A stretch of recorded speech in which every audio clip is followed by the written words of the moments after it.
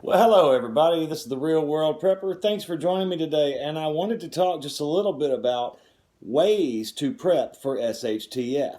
Whatever your SHTF is, whether it be what goes on after Inauguration Day or up until, whether it's an ice storm, whether it's a blizzard, whether it's a tornado, a hurricane, earthquake, fire, famine, pestilence, whatever. Why we prep for SHTF, and here are some ways to prep for SHTF. Here are some ways.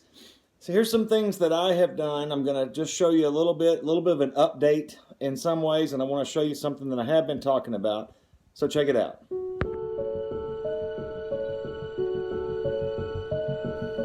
Alrighty, this is my EcoFlow Delta 1300.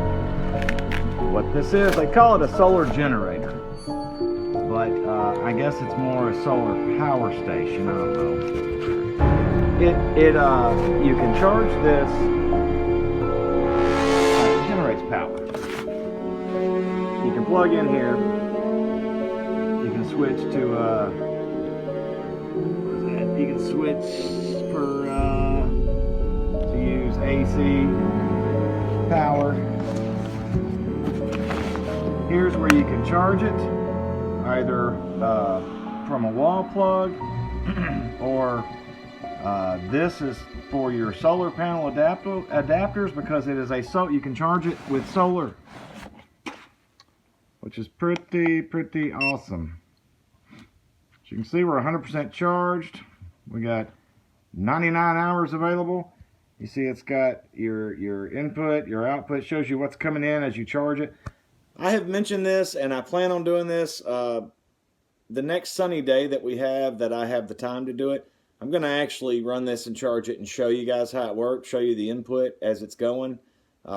It's pretty cool. I've already tried this out and tested it, so on and so forth. I did a ton of research on these units. It's got built-in fans to keep it cool. You see the unit's not very big, weighs about 30 pounds. I've done a ton of research on these units before I decided on this one. I did get rid of my gasoline generator that I had. I had a rather big one.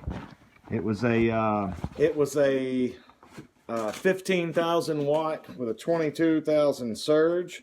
It would have run my entire house, but it burned a lot of gas, and it was very loud. And it was getting a little age on it, and I'm no mechanic. I'm not. And so it was getting beyond what I knew how to maintain properly. I know how to maintain it, or knew how to maintain it, but if it were to break down, I mean, I don't know what to do. And of course, you know, it's got a gasoline engine on it, so if that quit running and I don't know how to fix it, and there's nobody around to fix it, it's useless to me. Just a big old hunk of thing. Plus, it was like a refrigerator turned over on its side. It was so big. And we assessed as a family here what our needs would be if we were without power, and what we would need. And this little unit will provide enough that we need as we need it. It will run the refrigerator, the deep freeze, any little gadgets, lights, even television, internet, whatever. These are the solar panels. I'm not going to open this up, but this thing is in a bag, a little pouch here. When you take it out, this thing unfolds, and there are four sections that are all connected. So imagine this width times 4. So coming on out, to however, you get the idea. So like I said, I'm not going to take it out. I've got 4 of these. You can buy this system. Again, I'm not affiliated with these people or anything. I just bought this. They didn't do anything for me. No favors. I just bought it. But these are your adapter cables, power cable. These are actually just the empty boxes. There's one more panel in here that I haven't taken out yet. Here's 3. And you can buy it with one panel. You can buy it with no panels. You just charge it from the wall and put it up and keep it for that kind of use, But I got it with panels so that I could charge it. With the 4 panels I've got, I can charge it in the sun in 4 hours, back to 100%. You can recharge this unit 2,600 times. So I've done the math. If you ran the thing completely out and recharged it every day, you could run it for about 7.5 years. This is what I like to call Big Old Blue.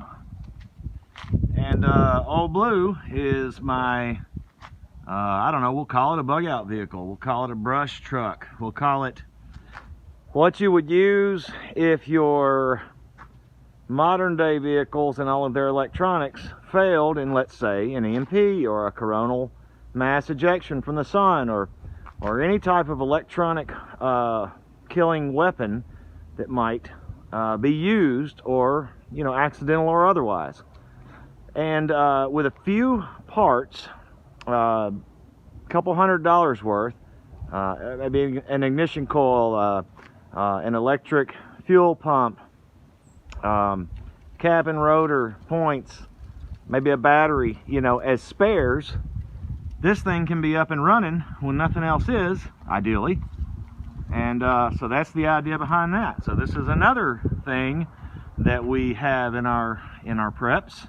This goes above and beyond food, water, your freedom seeds, and the tools and all that good stuff.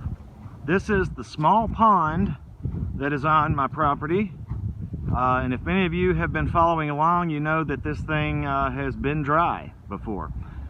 It is more a water catchment because it obviously it leaks. And although I will tell you, it has it's not done a whole lot of raining lately, but the last big rains that we had, it's been holding pretty well. I added some bentonite clay to the bottom of it last year, and we'll just see. It's an ongoing progress, or process rather. And the intent for this is, one, you know, there's some extra drinking water once it's treated or filtered. And also, if we can get this thing to stay, if we know that we've cured it, we're going to put some fish in here. It's not super deep, but we could put some fish in here, and we would keep that for, it would be a food source. And so that's what I want to do with this. But meanwhile, it's like I say, potentially a source of water if need be. Over there is that's my range. Small as it is, but that's my range. There's some pumpkins and things that we've been shooting at, but because we train. Moving on. A lot of you have asked me about an update on my chickens. We raise chickens for the eggs. If we had to, it'd be for meat too, although we don't have any way to reproduce them at this point. But check it out. Hello, girls. Ladies. Got 9 of them here. Got some Rhode Island Reds, got these white ones, got some golden pullets. Can't remember what they're all called. In this fenced-in enclosure, we've got this netting on top to keep aerial predators at bay. Here's the coop that I built. Many of you have seen this.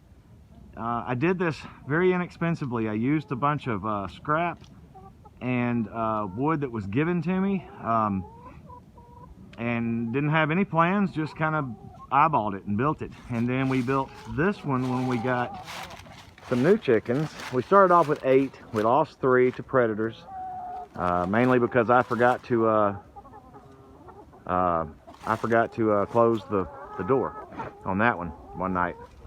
That was my fault. But so built this one to put the 4 more that we got. That's a total of 9 now that we have. And again, just some fencing, some wire, just, you know, it's a hodgepodge thing here. We don't have a whole lot of money in it. We do have some in it. We have a few $100s in it and a good bit of time, but it works just fine. And we're getting average right now in the winter, getting about 7 or 8 eggs a day. Production will be, I'm going to say, minimally 9 a day once the good weather comes back, because they'll all lay 1 a day. But right now we're getting about 7 or 8, which is still pretty darn good. And it was easy. It's easy once you get all this stuff in place. Once you build a little infrastructure or come up with a little infrastructure, it is not hard to maintain.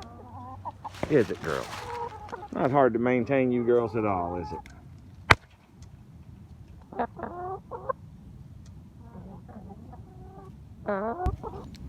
This is not prep related, but this is Doggo. Hey, bud. Hey, bud. He's the little pup that we rescued. I'll get you out in just a minute, buddy. He does not live out here. Somebody else asked me, oh, does the poor baby stay outside? No, well, he does when we're at work.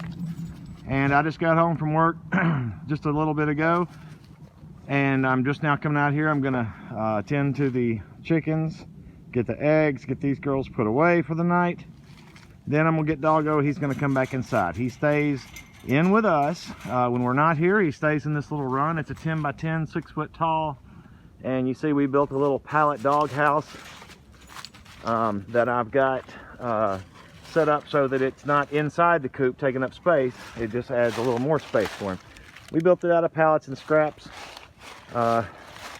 just like all that stuff down there. We built all that stuff out of pallets and scraps. So, but Doggo does live inside, don't you, buddy?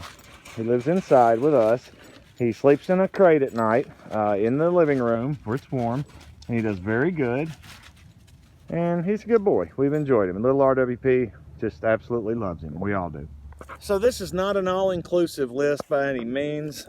Just wanted to show you some of the ways that you can be prepared for an SHTF scenario. You can raise some livestock, some chickens. You could do goats for milk or for meat. A good dog for protection or even companionship or whatever. A generator of some kind, whether it's a solar setup like I showed you or whatever it may be, something to generate some power when you need to generate some power. A water source. If you don't have a water source, I'm still working on, I've actually got the money aside and waiting on a quote to have this well that I keep talking about, that I've talked about for a long time, a hand pump. And just with COVID and with Christmas and New Year's and everything, this is the excuse I'm getting from the salesman as to why it's taken now over 2 weeks to get my estimate so that I can go ahead and pull the trigger and have this thing done so that I've got a hopefully unlimited supply of water. But these are just some of the ways that you can do, this is easy stuff that you can do to prepare for SHTF. The solar unit I showed you, it's a couple $1,000. With the solar panels, I think just the unit itself is 12 or 13, and then the panels were the difference. And you know, you can get cheaper setups, obviously, if you do gas or another fuel source. Even if you go solar, you can get a smaller size unit, but be mindful of what it will run and what you want to run. You can do chickens, like I said, pretty easily if you get the infrastructure set up, and it doesn't take much. I mean, T-posts and some rolls of wire and you know, throw some pallets together for a little. I mean, there's, you know, you could make it as simple as possible. Chickens cost about $1 a piece. You know, get them, raise them. You know, and if you can't get feed at the feed store, they'll eat damn near anything. You know, whatever your scraps and leftovers are, or any fruits, vegetables that have gone rotten in the garden, if that's happened, or you know, or whatever, anything like that, they will eat anything. Not to mention they eat grubs and stuff off the ground. So they're pretty easy to do. These are all simple things you can do on top of stacking your food, your water, your medical supplies, again, your protective equipment and gear and all of that good stuff. So I just wanted to share some of these things with you guys today and give some of you that have been watching an update. I appreciate all my new subscribers. I appreciate everybody that has joined me on Patreon. If you haven't come over to Patreon, please do. We talk about things over there that I'm not inclined to talk about over here as much and in more in depth. So with that, I'm the Real World Prepper. I thank all of you and talk to you later.